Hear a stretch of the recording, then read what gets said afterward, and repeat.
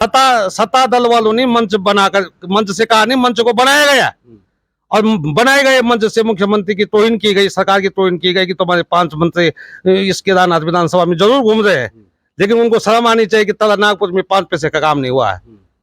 ये कहा ना उन्होंने, मैंने तो नहीं कहा। मैं तो उस बात को परोस रहा हूँ कि उन्होंने सत्य कहा है और मैं उनकी प्रशंसा कर रहा हूँ। संगठन वहां मौजूद था। हाँ, तो संगठन ही की तो बात कर रहा हूँ, संगठन का तो मैं धन्यवाद कर रहा हूँ, भारतीय जनता पार्टी के संगठन का, कि आपने तल्ला नागपुर की जो आवाज उठाई है और मुख्यमंत्री जो सरकार सो रखी है उनको इतना अवगत करवा दिया है कि आपने 7.5 साल में जो आपने राज किया उसमें कुछ नहीं किया आपने, तल्ला नागपुर के लिए एक भी पैसे का काम नहीं हो, ये कबूल किया ना उन्होंने। मतलब आप ये कहना चाह रहे हैं कि भाजपा संगठन ने प्रदेश सरकार को जता दिया है कि आप जो कार्य कर रहे हैं वो धरातल तक नहीं पहुंचा है और 7.5 साल में तल्ला नागपुर में कोई काम नहीं हुआ। वो प्रत्येक वक्ता ने कहा ना, अब वो 5 मंत्री किस मुंह लेकर के उस तल्ला नागपुर कितने जाएंगे? नहीं तो सवाल तो आपसे भी पूछे जाएंगे कि जब आप स्वयं अपने मुंह से कह रहे हैं कि जो काम कांग्रेस को करना चाहिए था वो चोपता में मंच सजा करके भाजपाइयों द्वारा कहा गया, तो कांग्रेस इतने समय से कर क्या रही है? आप भाजपा की बात कर रहे हैं, जखोली में तो स्वयं भाजपा के जिलाध्यक्ष मौजूद हैं। मैं यही तो कह रहा हूँ, अगर हमारे जिलाध्यक्ष जी ने अगर चोपता नागपुर की बात उठाई है तो निश्चित रूप से वो बदानी छेनागार मोटर मार्ग की बात भी उठाएंगे, निश्चित रूप से बस जो हॉट मिक्सिंग होना था और छदम उसके साथ हो रहा है उस बात को भी उनको उठानी चाहिए।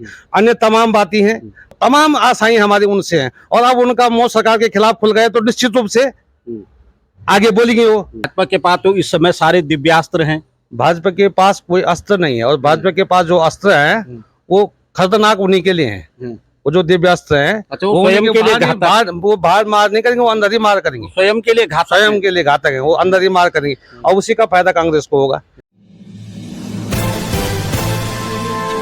नमस्कार, मैं हूं सुनीत चौधरी और आप देख रहे हैं पहाड़ी सफरनामा। अर्जुन गहरवार जी मेरे साथ बैठे हुए हैं, कांग्रेस प्रदेश कमेटी के सदस्य हैं और फिर से उपचुनाव का जो झंडा है वो बुलंद हो चुका है और आपकी जो सक्रियता है वो लगातार बनी हुई है। क्या है अभी, क्योंकि चेहरे फाइनल हैं नहीं, जो देखो वो हवा में तीर मार रहा है। देखो, चेहरे भी फाइनल हो जाएंगे और तो निश्चित है कि केदारनाथ का उपचुनाव होना ही है और 6 महीने के भीतर होना है और अब तक हो भी जाना चाहिए था, तारीख आ जानी चाहिए थी, लेकिन हमारे जो प्रदेश के राजनेता हैं और जो राजनीति से जुड़े हुए जो लोग हैं वो प्रत्येक व्यक्ति, चाहे वो कांग्रेस का हो, चाहे बीजेपी का हो, चाहे किसी और अन्य दल का हो, वो इस समय इस बात को मान रहा है कि इस समय सरकार केदारनाथ में चुनाव कराने से, चुनाव लड़ने से डर रही है और उसी डर का कारण है कि अभी तक चुनाव की तिथियों की उन्होंने घोषणा नहीं करवाई, जबकि चुनाव का लगभग 3 महीने का समय हो गया है और 3 महीना शेष है। और वही कारण है कि सरकार ने तमाम जो हैं ये वर्तमान का जो 2.5 साल का जो कार्यकाल सरकार का रहा तो निराशाजनक कार्यकाल रहा है। और खास करके मैं ये कहना चाहूँगा कि केदारनाथ विधानसभा के लिए तो बहुत निराशाजनक रहा अन्य 7 विधानसभाओं के और केदारनाथ विधानसभा के लिए मैं इसलिए कह पाऊंगा क्योंकि ये यात्रा मार्ग से जुड़ा हुआ है। और कई बार आप लोग कह रहे हैं कि निराशाजनक रहा, वहां पे जो दैवीय आपदाएं हैं, प्राकृतिक आपदाओं से जोड़ करके कांग्रेस केदारनाथ विधानसभा के विकास को देख रही है। दैवीय आपदा और प्राकृतिक जो आपदाएं हैं उन पे तो किसी के भी ऊपर दोषारोपण नहीं करना चाहिए, इसीलिए और मैं कभी करता हूँ और मैंने आपके चैनल के द्वारा हर बार ये कहा है कि शासन और प्रशासन ने जो रेस्क्यू ऑपरेशन किया है, जो काम किया है इस समय, चाहे सरकार ने, चाहे उस पर हम कोई टिकट टिप्पणी नहीं करना चाहते हैं, वो कहीं संतोषजनक है, 19-20 कहीं हो जाता है। तो इसीलिए मैं कह रहा हूँ कि सरकार की कोशिशों पे सबसे बड़ी बात ये थी कि सरकार के द्वारा सबसे बड़ा जो काम किया गया है तो सनातन धर्म पे एक प्रकार से ये मैं कहूँ कि कुठाराघात किया गया है कि आपने जो है भगवान केदारनाथ का मंदिर आप दिल्ली में शिलान्यास कर रहे थे, बशर्ते आपने उस पर रोक लगा दी, लेकिन रोक तो विरोध के बाद लगी है। जब जनता का विरोध आया है, हमारे जो शंकराचार्य हैं, धर्मगुरु हैं, उनका विरोध आया है, हमारे जो कुल पुरोहित केदारनाथ के हैं उनका विरोध आया है, जनता का विरोध आया है और हम सब ने उस पर विरोध किया कि भाई ये ज्योतिर्लिंग है, ज्योतिर्लिंग 12 होते हैं, 13 नहीं होते, इनको वहाँ नहीं बनना चाहिए। तो इस पर विरोध आया तो उन्होंने स्थगित कर दिया। अब शीला वाली बात गई तो शीला का इन्होंने इस बात का कबूलनामा किया कि हम शीला जो है केदारनाथ से ले गए। अब जनता को इस बात का खुलासा होना चाहिए वो कैसी शीला थी। नहीं, भाजपा तो आज भी कह रही है कि कांग्रेस खाली ख्याली शिला को तैयार कर रही है। उनके कपोल जिसको कल्पना कहते हैं, ख्याली कल्पना है, वो वाली शिला है वो। कांग्रेस नहीं कह रही है। कांग्रेस ने कभी जो है कि दिल्ली में के वो जब मुख्यमंत्री जी वहाँ गए तब मुख्यमंत्री जी को हमने आपके चैनल पे देखे मुख्यमंत्री जी शिलान्यास कर रहे और हमने आप ही के चैनल के माध्यम से जो इस प्रदेश के भारी भरकम चेहरा है, प्रदेश के पर्यटन मंत्री भी हैं और जो इस समय केदारनाथ विधानसभा में प्रभारी भी बना रखे हैं चुनाव लड़ने के लिए सतपाल महाराज जी, और जो धर्म से भी जुड़े हुए हैं, मंत्री तो और भी हैं लेकिन ये तो धर्मगुरु भी है हमारे। तो इन्होंने कहा हम शिला वापस लाएंगे, ये कहा ना आपके चैनल पे। तो जब लेने गए तो वापस क्या लाएंगे, और लाएंगे तो कब लाएंगे, चुनाव के बाद लाएंगे या फिर माफीनामा के साथ लाएंगे, माफी मांगेंगे जनता से कि हमने गलत काम कर दिया था, हम शिला ले गए थे। तो ये बड़ा गलत काम है। ये सरकार इसलिए भी डर रही है। दूसरी बड़ी बात यह है कि जब भगवान शिव को जो है, शिव जी को पूरा सनातन धर्म जानता है। सनातन अंत और आदिकाल से है। सनातन तो तब भगवान राम का जन्म बाद में हो, सनातन पहले से है। कृष्ण जन्म बाद में हो, सनातन पहले से। सनातन आदि अंत तक और आदि अंत तक जाएगा। तो जब सनातन धर्म में हमारी ये प्रथा है कि भगवान शिव को जो है फल फूल भी भोजने लगता है, वो बेलपत्री और भस्म से ही खुश हो जाते हैं। और आपने उनको सोना चढ़ा दिया, और सोना चढ़ा दिया तो क्या आपने धर्म गुरुओं की सहमति ली, जो हमारे धर्म गुरु हैं उनकी सहमति ली? क्या केदारनाथ में जो कुल पुरोहित हैं हमारे, उनकी आपने सहमति ली उनसे कि भाई ये सोना यहाँ लगेगा? और सोना अगर आपने वहाँ लगाया तो आज उसको आप पीतल बता दें। कभी आप कह रहे हैं कि 2 कुंटल 23 किलो था, कभी कह रहे हैं कि 23 कुंटल था, कभी कह रहे हैं कि इतना है, अब कह रहे हैं कि साहब इतना है, कब कह रहे हैं कि साहब उसमें वो चढ़ गया। ये जिम्मेदारी किसकी है आखिर में? ये जिम्मेदारी किसकी है कि आपने एक तो शिव जी को सोना चढ़ा दिया जो भस्म से खुश होते थे, आज उस सोने को आपने पीतल बता दिया। और आपकी जिम्मेदारी क्या बनती है वो जनता को आपको जवाब देना पड़ेगा। विधानसभा का चुनाव नजदीक है, ये तो आपको बताना पड़ेगा कि आखिर में ये हुआ क्या है। ये दो हैं। तीसरा ये है कि सनातन धर्म के अंदर निश्चित रूप से ये है कि अगर मेरे परिवार में या आपके परिवार में या सनातनी जो भी है उसके परिवार में कोई किसी की डेथ हो जाती है, किसी की मृत्यु हो जाती है, तो जब तक उसका वार्षिक श्राद्ध साल भर में नहीं आ जाता है तब तक उन सारे त्योहारों पे एक प्रकार सा प्रतिबंध रहता है, नहीं हम करते हैं। अब रुद्रप्रयाग विधानसभा की लोकप्रिय विधायक थी शीला रानी रावत, जो है इस प्रदेश का बहुत बड़ा नाम थी, महिलाओं में बहुत बड़ा नाम थी और बहुत बड़ी राजनीति जो है जो पंचायतों से उठ करके वहाँ तक बनी है और बहुत लोकप्रिय भी थी।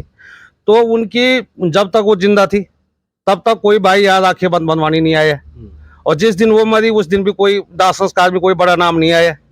उस दिन आप शिलान्यास दिल्ली में करे थे, और जब उनके मरने के बाद आप रक्षा महोत्सव मना रहे थे। रक्षा उत्सव भी नहीं, रक्षाबंधन का भी नहीं, रक्षाबंधन सामान्य था 19 तारीख को, और 19 तारीख का रक्षाबंधन 20 तारीख को मना रहे थे। तो ये इसमें भी जनता को सेमी है कि भाई बहन के मरने के बाद भाई अगर रक्षा उत्सव मना रहा है तो ये कैसा रक्षा उत्सव है? आप एक तो 19 तारीख का 20 तारीख जो कि वो भी सनातन के विरोध में है। त्योहार जिस दिन होता है उसी दिन होता है, जन्मदिन आज है आपका, आप कल मनाएंगे तो ये उचित नहीं है। तो वही जो है 19 तारीख का रक्षाबंधन 20 तारीख को आप मना रहे थे, और बहन के मरने पर भाई रक्षा उत्सव मना रहे थे। दूसरी बात, तीसरी सबसे बड़ी चौथी बात ये आ जाती है कि हमारी रिश्तों की भी एक मर्यादा है, त्योहारों की भी एक मर्यादा है, और हमारे तो मनुष्य जानवरों तक के भी त्योहार बने हुए हैं। अगर दिवाली आती है तो एक जानवर की दिवाली आती है, उसमें हम जानवरों को जो है पोस्टार इस प्रकार से खिलाते हैं। तो आपने जो है एक परिवार में अगर एक बहन हमारी हुई तो अन्य उसी के रिश्ते से अन्य लोगों के साथ अन्य रिश्ते लगते, सासू होती है, मामी होती है, चाची होती है। आपने सबको बहन का दर्जा दे दिया। फिर आपने कह दिया कि गाड़ पार वाली तो हमारी बहन है, गाड़ पार वाली बहन है, गाड़ पार वाली नहीं है। गाड़ पार भी तो जनता बसती है, वो भी आप ही की है, अब वो भी जनपद रुद्रप्रयाग की है। तो तमाम बातें ये समझ उभर के आ रही हैं जनता के बीच कि आखिर में ये कर क्या रहे हैं। ये क्या चुनावी मुद्दे, अब जो चुनावी सरगर्मी इनके तो चुनाव के तहत ये काम किए गए ना, चुनाव के को देखते हुए मद्देनजर रखते हुए ये काम इन्होंने किए हैं। तो निश्चित रूप से इसका लाभ और हानि उन्हीं को तो होगी। भाई अगर हमने जिस प्रकार का भोजन बनाया है उसका स्वाद हमने को तो चखना पड़ेगा। अपने लिए बनाया हमने, इन्होंने अपने लिए जो कर्म कांड किए हैं, सनातन को बदनाम करके, इस प्रकार के त्योहारों की रचना रच करके, इस प्रकार से वो करके, तो ये तो भुगतेंगे। अगर इन्होंने अच्छा किया होगा तो इनको अच्छा वोट मिलेगा, और अच्छा नहीं किया होगा तो इनके विरोध में वोट जाएगा। नहीं गहरवार साहब, आरोप प्रत्यारोप तो अभी चल ही रहे हैं। जैसे जैसे घोषणा हो जाएगी उपचुनाव की, उसके बाद ये आरोपों की जो जंग है वो ज़्यादा छिड़ेगी। मगर अभी स्थिति कुछ और ही दिख रही है। आरोप प्रत्यारोपों के बीच यहाँ तो लठम-लठ मची हुई है प्रत्याशी चयन को लेकर। ये मैंने यही कहा था, ये तो मैंने पिछली बार और बहुत आपके चैनलों पे मैं बोलता रहता हूँ कि जो लठम-लठ चल रही है, भीतर घात चल रही है, एक दूसरे पर आरोप प्रत्यारोप लग रहे हैं। और मैंने अपने जीवन काल में, मेरी उम्र 55 साल की है, अब 56वां साल मुझे लगने वाला है। अपने जीवन काल में मैंने परसों जो तल्ला नागपुर में भारतीय जनता पार्टी की जो एक सम्मेलन किया गया था, वो पहली बार देखा गया कि सत्ताधारी दल के ही खिलाफ आपने जिला के, चाहे जिला अध्यक्ष हों, चाहे पूर्व जिला अध्यक्ष हों, चाहे प्रभारी हों, चाहे प्रदेश महामंत्री हों, और तमाम बड़े बड़े कार्यकर्ताओं ने सरकार के खिलाफ एक एजेंडा कर दिया कि आपने तल्ला नागपुर का विकास नहीं किया। यही तो हुआ, यही पेपर में याद रखा है, वही उनकी भाषा भी है कि भाई पोर्टोनिकल नहीं बना, सड़क नहीं बनी तो किसने नहीं बनाई? सरकार ने नहीं बनाई। नहीं, आश्वासन तो दिया है, 15 दिन तो दिया, तो आप ये तो ठीक है ना, आश्वासन दिया है, 15 दिन का देंगे, 20 दिन का देंगे, महीने का देंगे, 4 महीने का देंगे, वो चलेगा। लेकिन सबसे बड़ी हिम्मत इन्होंने इस समय से की कि अपने ही मुख्यमंत्री अपनी सरकार के खिलाफ एक मंच खड़ा कर दिया।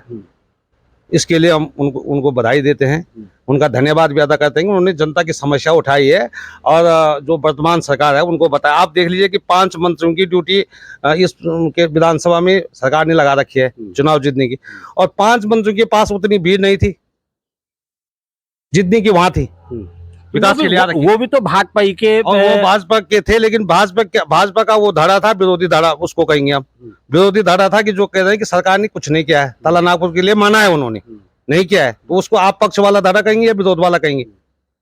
संगठन वहां मौजूद था। हाँ, तो संगठन ही की तो बात करता हूँ, संगठन का तो मैं धन्यवाद कर रहा हूँ भारतीय जनता पार्टी के संगठन का कि आपने तल्ला नागपुर की जो आवाज उठाई है और मुख्यमंत्री जो सरकार सो रखी है उनको इतना अवगत करवा दिया है कि आपने 7.5 साल में जो आपने राज किया उसमें कुछ नहीं किया आपने तल्ला नागपुर के लिए, एक भी पैसे का काम नहीं हो, ये कबूल किया ना उन्होंने। मतलब आप ये कहना चाह रहे हैं कि भाजपा संगठन ने प्रदेश सरकार को जता दिया है कि आप जो कार्य कर रहे हैं वो धरातल तक नहीं पहुंचा है, और 7.5 साल में तल्ला नागपुर में कोई काम नहीं हुआ। वो प्रत्येक वक्ता ने कहा ना, आपके पास वो वीडियो की क्लिपिंग है, पेपर की कटिंग है, मैं नहीं बोल रहा हूँ, मैं कोई एक भी शब्द ऐसा नहीं बोलूंगा कि जो किसी के सम्मान को ठेस पेश हो, किसी को मैं झूठा बताऊं। वो तो उन्होंने कहा है, कबूल किया है, और खुले मंच पे कहा है, जनता के सामने कहा है, मीडिया के सामने कहा है कि 7.5 साल पूरी जनता चाहती कि 7.5 साल लगातार भारतीय जनता पार्टी की सरकार को हो गए हैं, और 7.5 सालों में तल्ला नागपुर क्षेत्र में या चोपड़ा क्षेत्र में जहाँ ये सभा हुई थी वहाँ कोई काम नहीं हुआ, ये उन्होंने माना है। चाहे शिक्षा के क्षेत्र में, पॉलिटेक्निक के क्षेत्र में हो, चाहे आपको सड़क मार्ग के क्षेत्र में हो, चाहे अन्य स्वास्थ्य के मामले में हो, कुछ काम नहीं हुआ। और वो जनता ने नहीं कहा, आज तक जनता बोलती थी, लेकिन मेरी 55 साल की उम्र में पहला राजनीतिक सत्ता दल वालों ने मंच बनाकर, मंच से कहा नहीं, मंच को बनाया गया, और बनाए गए मंच से मुख्यमंत्री की तौहीन की गई, सरकार की तौहीन की गई कि तुम्हारे 5 मंत्री इस केदारनाथ विधानसभा में जरूर घूम रहे हैं, लेकिन उनको शर्म आनी चाहिए कि तल्ला नागपुर में 5 पैसे का काम नहीं हुआ है। ये कहा ना उन्होंने, मैंने तो नहीं कहा। मैं तो उस बात को परोस रहा हूं कि उन्होंने सत्य कहा है, और मैं उनकी प्रशंसा कर रहा हूं। किसकी? जिन्होंने मंच को सजाया, मंच को बनाया, मंच के द्वारा कहा। मतलब जो काम कांग्रेस को करना चाहिए था वो कर दे, वो उन्होंने किया, इसलिए वो धन्यवाद के पात्र है कि उन्होंने कह दिया है। और तल्ला नागपुर की जनता ने भी कहा है कि भाई नहीं हुआ है, और दिख भी रहा है। अब वो 5 मंत्री किस मुंह लेकर के उस तल्ला नागपुर कितने जाएंगे? नहीं तो सवाल तो आपसे भी पूछे जाएंगे कि जब आप स्वयं अपने मुंह से कह रहे हैं कि जो काम कांग्रेस को करना चाहिए था वो चोपता में मंच सजा करके भाजपाइयों द्वारा कहा गया, तो कांग्रेस इतने समय से कर क्या रही है? मैंने कहा ना कि कुलदीप रावत जी ने कहा कि ये नागनाथ पोखरी मार्ग जो है सन 62 से नहीं बना है, और 62 में भी कांग्रेस की सरकार थी, बीजेपी तो अब आई है। तो मैं कहाँ कह रहा हूँ कि कांग्रेस ने बहुत कुछ कर दिया, बीजेपी ने कुछ नहीं किया। मैं ये कह रहा हूँ कि जो पशु मंच था, उस मंच से जो बातें उठी हैं वो स्वागत योग्य हैं। और ऐसी बातें अगर उठ जाएं, वही वही मंच अगर उठ करके बदानी में जाए, वही मंच उठ करके अगर जखोली में आए तो उसका स्वागत है। हम उस मंच का स्वागत करें, उस मंच को आगे लाएंगे। उस मंच में चाहे किसी भी दल के कार्यकर्ता हो, जो जनता को ये इस जनता के सामने स्पष्ट तस्वीर रखेंगे कि आपके लिए कुछ नहीं हुआ है। तो आप तो और होगा। आप भाजपा की बात कर रहे हैं, जखोली में तो स्वयं भाजपा के जिलाध्यक्ष ही मौजूद हैं। मैं यही तो कह रहा हूँ, अगर हमारे जिलाध्यक्ष जी ने अगर चोपता नागपुर की बात उठाई है, तो निश्चित रूप से वो बदानी छेनागार मोटर मार्ग की बात भी उठाएंगे। निश्चित रूप से बस जो हॉट मिक्सिंग होना था और छदम उसके साथ हो रहा है, उस बात को भी उनको उठानी चाहिए। अन्य तमाम बातें हैं। मैंने कहा था पंचायतों का परिसीमन हो रहा है, तो मतलब पूरा और पश्चिम बंगाल की एक जिला पंचायत बने, तो तमाम आशाएं हमारी उनसे हैं। और अब उनका मुंह सरकार के खिलाफ खुल गए तो निश्चित रूप से आगे बोलेंगे, वो बल मिल गया, आगे बोलेंगे।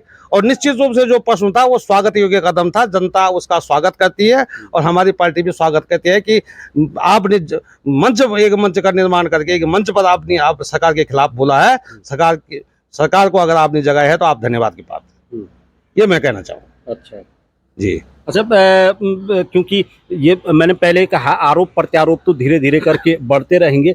प्रत्याशी चयन को लेकर के क्या रणनीति चल रही है? क्योंकि अभी अगर हम भाजपा को देखें तो वहाँ भी अंदर खाने ही सारी खिचड़ी पक रही है, कांग्रेस में भी अंदर खाने ही सारी खिचड़ी पक रही है। आखिर चेहरे कब तक फिल्टर होके आ जाएंगे? देख लीजिए, अभी तो यह है कि भारतीय जनता पार्टी किस प्रकार के खिलाड़ी को आगे लाएगी, तो कांग्रेस को भी उसमें प्लस लाना पड़ेगा। भाजपा के पास तो इस समय सारे दिव्यास्त्र हैं। भाजपा के पास कोई अस्त्र नहीं है, और भाजपा के पास जो अस्त्र हैं वो खतरनाक उन्हीं के लिए हैं। वो जो दिव्यास्त्र हैं, अच्छा, वो स्वयं के लिए घातक, वो बाहर मार नहीं करेंगे, वो अंदर ही मार करेंगे। स्वयं के लिए घातक है, वो अंदर ही मार करेंगे और उसी का फायदा कांग्रेस को होगा। और वो आम जनता जान रही, पूरी जनता जो राजनीति से संबंध रखती है वो भी जानती है, जो गाँव के हैं वो भी जानते हैं, वो जो तल्ला नागपुर परसों उसमें थे वो भी जानते हैं, जो मल्ला नागपुर में थे वो भी जानेंगे, और केदारनाथ भी जानेंगे, हिम्मत गुप्त काशी के भी जानेंगे, सब जानेंगे कि क्या होने वाला है और क्या स्थिति होगी। हमारे पास तो बिल्कुल उनके चेहरे के हिसाब से 5 मिनट के अंदर चेहरा उनका प्रत्याशी चयन हुआ, हमारा तुरंत हो जाएगा। उनके मतलब आपका ब्रह्मास्त्र अभी बिल्कुल होगा, ब्रह्मास्त्र होगा। और निश्चित रूप से मैं ये कहना चाहूंगा कि ये तो वैसे चुनाव जनता और सरकार के बीच का है। इस चुनाव से कोई किसी की सरकार न बनने वाली है न जाने वाली है, तो सरकार तो जो है स्थिर है हाई। लेकिन इस चुनाव से यह है कि अगर सरकार ने काम किया है, सरकार ने अगर बेरोजगारों के लिए काम किया है, घोड़े खच्चर वालों के लिए काम किया है, कुलगुरों के लिए काम किया है, वहाँ काम किया, यहाँ काम किया है, तो निश्चित रूप से सरकार को वोट जाएगी, बीजेपी जीतेगी। अगर सरकार ने काम नहीं किया तो बीजेपी हारेगी, और बीजेपी की हार में कांग्रेस की जीत है, तो निश्चित रूप से कांग्रेस जीतेगी। मैं तो यही तो कहा कि ये जो 2002 का जो चुनाव हुआ था प्रदेश के अंदर, वो स्थिति इस समय केदारनाथ में आएगी, और निश्चित रूप से भारी बहुमत से कांग्रेस पार्टी इसमें जीतेगी, भारी बहुमत से। नहीं तो कांग्रेस की आप बात कर रहे हैं कि भारी बहुमत से जीतेगी, मगर अभी क्षेत्र में कांग्रेस की हलचलें कुछ दिख नहीं रही हैं।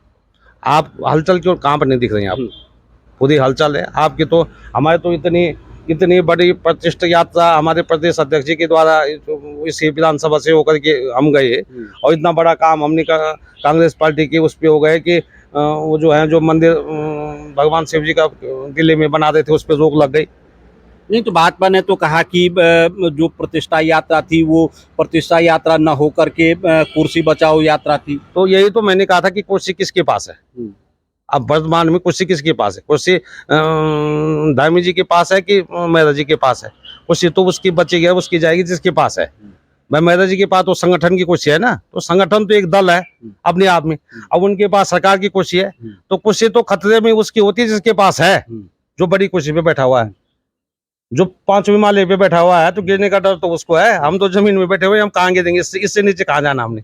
हम तो यहाँ बैठे हुए हैं, जो ऊपर बैठा हुआ वो गिरेगा, चोट खाएगा तो वो खाएगा। अच्छा, पैरासूट प्रत्याशी को लेकर के भी चर्चाएं लगातार गर्म हैं, और सुनने में तो ये भी आ रहा है कि भाजपा कांग्रेस के प्रत्याशी पे रुकी हुई है, नजरें वहां टिका रखी हैं, क्योंकि कांग्रेस पैराशूट उतारने की तैयारी में है। देख लीजिए, पैराशूट का तो मैंने शुरू से आपके चैनलों के माध्यम से बहुत पहले से हम पैराशूट का विरोध कर रहे हैं। और पैराशूट का विरोध केदारनाथ ही में नहीं, हम तो कह रहे हैं कि 70 की 70 विधानसभा पूरे देश के अंदर ही हो जाना चाहिए कि बाहर का प्रत्याशी न लड़े, क्योंकि फिर जो अंदर जो कार्यकर्ता काम करता है किसी भी विधानसभा में तो उसका मनोबल टूट जाता है। तो ऐसा में उचित नहीं होगा। और फिर वो नेतृत्व भी उस वो एरिया को हम मानेंगे कि वहाँ नेतृत्व नहीं था, इसलिए बाहर का प्रत्याशी लाया गया। तो निश्चित रूप से ये है कि हमारे दल से तो बाहर से नहीं आएगा, केदारनाथ से ही प्रत्याशी हमारे। जी, मतलब ये 100% मान के चलें कि जो संभावित नाम इन दिनों चर्चा में हैं उन्हीं में से तय किया जाएगा। हाँ, उन्हीं में से तय किया जाएगा। और निश्चित रूप से, क्योंकि मूल तो मतदान तो यहाँ होना है भाई। पार्टी का चयन आप कहीं से भी करेंगे प्रत्याशी का, तो मतदान तो यही होना है। और मतदाता जैसा चाहेगा वैसा ही तो प्रत्याशी भी होना चाहिए। तो यही है कि प्रत्याशी जो भी हो केदारनाथ विधानसभा से ही कांग्रेस का हो। अच्छा, भाजपा क्यों वेट एंड वॉच की स्थिति में है? आखिर देखना क्या चाह रही है? मैं यही तो कहना चाह रहा हूँ कि पहले तो उनको अपने परिवार को संभालने में बड़ी वो है। पहला काम तो उनको ये है कि वो अपना परिवार संभालेंगे कैसे, इतने प्रत्याशियों को संभालेंगे कैसे, गलती उनसे वो रखिए। मूल कार्यकर्ता अटल बिहारी वाजपेयी जी ने कहा था कि एक मतलब 100 आदमी टूट जाए लेकिन पार्टी का एक आदमी नहीं टूटना चाहिए। आज ये कह रहे हैं कि 100 कार्यकर्ता टूट जाए लेकिन बाहर से आया हुआ कोई एक ना टूटे। आज तो इनका ये है ना, उल्टा कर रहे नहीं, अटल जी की भाषा का उल्टा कर रहे। जो संस्थापक सदस्य इस दल के थे उनका उल्टा कर रहे। श्यामा प्रसाद मुखर्जी भी यही कहते थे कि मूल आदमी को नहीं तोड़ना चाहिए। लेकिन अब तो मूल को तो ये पूछने, मूल तो किनारे हैं, मूलों को तो कहीं पूछ नहीं है। लेकिन जो इधर उधर से हैं उनको अगर पूछा जा रहा है तो उन्हीं में वो घमसान होगा जो फिर उनको दिक्कत करेगा। फिर उसके बाद ये है कि वो फिर अपनी कमी छुपाएंगे। जैसे मंदिर वाली है, ये वाली है, 2-3 कमियां मैंने कही तो वो छुपानी पड़ेगी, तो उस पर उनको समय लगेगा। फिर सबसे बड़ी बात यह है कि वो अपने 7.5 साल की उपलब्धि क्या वो तलानागपुर में जाकर के क्या बताएं किन कारणों से नहीं बना पोर्ट टेक्निकल, किन कारणों से सड़क का नहीं बना, किन कारणों से नहीं बना, वो तो उनको बताना पड़ेगा ना। 7.5 साल तक वो तो तल्ला नागपुर का जो अवरुद्ध विकास है, परसों इन्होंने कहा ना, उन्होंने तल्ला नागपुर में मंच से स्वीकार कर दिया कि नहीं हुआ है। अब ये जाएंगे तो अस्वीकार तो नहीं करेंगे। तल्ला नागपुर की में उस मंच से खड़ा होकर के नहीं बोलेंगे कि हमारी सरकार ने ये विकास काम कर दिए, ये हमारी 53 इंजन की सरकार, हमारी 4 इंजन की सरकार ने, ऐसा बोलने की हिम्मत तो नहीं होगी ना उनके अंदर। तो उन्होंने स्वीकार कर दिया कि कुछ नहीं हुआ है, तो फिर 10 दिन के भीतर वो इस प्रकार की भाषणबाजी वहां नहीं कर सकते। तो जो करेंगे वो अंदर खाने ही करेंगे, हाथ पांव जोड़ करके, जिस प्रकार से भी 2, 4, 5, 7 वोट जो ला पाएंगे वो उन्हीं में वो संतुष्ट उनको होना पड़ेगा। इतने बड़े विश्व के संगठन, देखिए तो समय होता है, आप देख लीजिए, आपकी समय होता है। और विश्व का सबसे बड़ा संगठन बन गया था और बनाने वालों ने बनाया भी था, लेकिन उस पर चलना भी तो चाहिए, उस पर चलना भी तो चाहिए। तो उस पर चलना इनको आया नहीं। आपने अगर बहुत बड़ी हाईवे सड़क बना दी और आप इस पे 100 की स्पीड पे गाड़ी चलाएंगे तो आपको उस 100 की स्पीड पे चलने का मेंटेन ट्रेनिंग भी तो होनी चाहिए आपको, कि आपकी 100 की स्पीड तो आपने शुरू कर दी, लेकिन उसको रोकेंगे कैसे, उसको मोड़ेंगे कैसे, बैक गियर कैसे लगाएंगे। तो ये तमाम ना आने का कारण यही था कि फिर आपको बैक फुट पे आना पड़ेगा। अच्छा, तो आप सबसे बड़ी आप देख लीजिए कि 2014 में तो सबसे बड़ी वो क्या आई थी, 19 में हल्का ब्रेक लगा और 24 में आपको कितने दलों का सहारा लेना पड़ा, ये तो दिख रहा है, ये समय साफ तस्वीर है। और फिर आने वाला समय उत्तराखंड का आप देख रहे हैं कि उत्तराखंड में क्या स्थिति है, रोजगार की है, क्या यात्रा की है, क्या सड़कों की है, क्या पुल की है। एक मार्ग क्या कहते हैं, ऋषिकेश से बद्रीनाथ केदारनाथ का एक मार्ग जो है सिरोबगढ़, एक समस्या थी, वो आज कितने सालों से खड़ी है। और जब सबसे पहले माननीय मुख्यमंत्री जी उसी पे आए थे, आज भी वो ऐसा है। ऐसा लग रहा है कि मुख्यमंत्री जी काम करने नहीं आए होंगे, उसको रोकने आए होंगे, इसको ऐसा ही रखना, ऐसा ही तो लग रहा है, इसको ऐसा ही रखना जब तक मैं दोबारा नहीं आए, तो वो खड़ा का खड़ा है। तो ये तमाम स्थितियां हैं। और तमाम जो है, अब पहले नेता जो हैं जनता को मूर्ख समझते थे और भाषणबाजी करके वोट ले जाते थे। अब जनता चतुर हो गई है, बड़ा उल्टा। तो पहले जो है जनता जो है नेता जो है जनता को हल्के में लेता था, अब जनता नेता को हल्के में लेने लग गई। आज जब नेता हल्का होगा तो निश्चित रूप से फिर रिजल्ट भी उस हिसाब से होगा, मतलब टिकना मुश्किल होगा।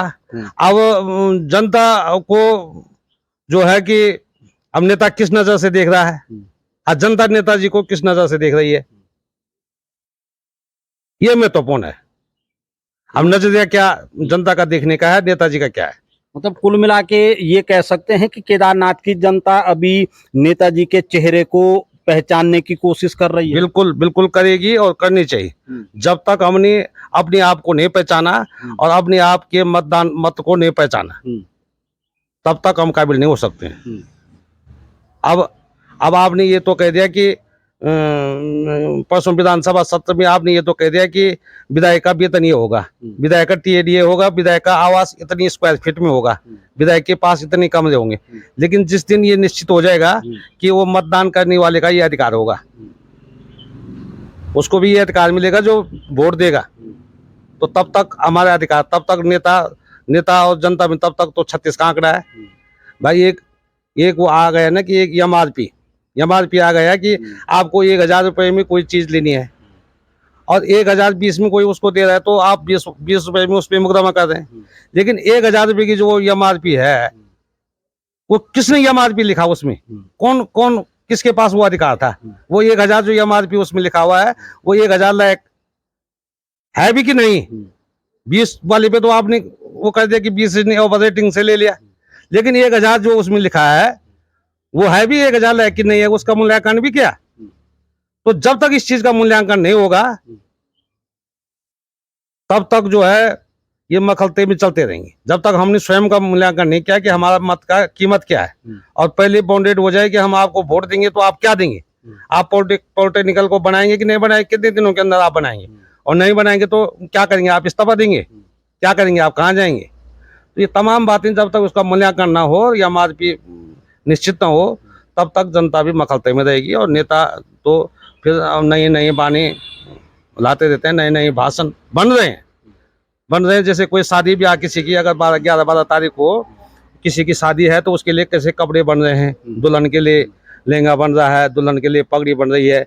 वैसे केदारनाथ वालों के लिए कहीं सहारनपुर में भाषण बन रहे हैं, कोई दिल्ली में बना रहा है, कोई गुजरात में बोल रहा है कि भाषण बना करके दो जी, क्या बोलना है हमको। तो ये भाषण में बन रहे हैं, और वो भाषण जब परोसे जाएंगे तो जनता के सामने आएंगे, तो जनता को कितने लोग आते हैं और कितने अच्छे लगते हैं, वो उस पे बात है। चलिए, खैर धन्यवाद गहरवार साहब का, हमारे साथ एक चर्चा में शामिल हुए कि केदारनाथ विधानसभा को लेकर के अभी तमाम पकवान तैयार किए जा रहे हैं।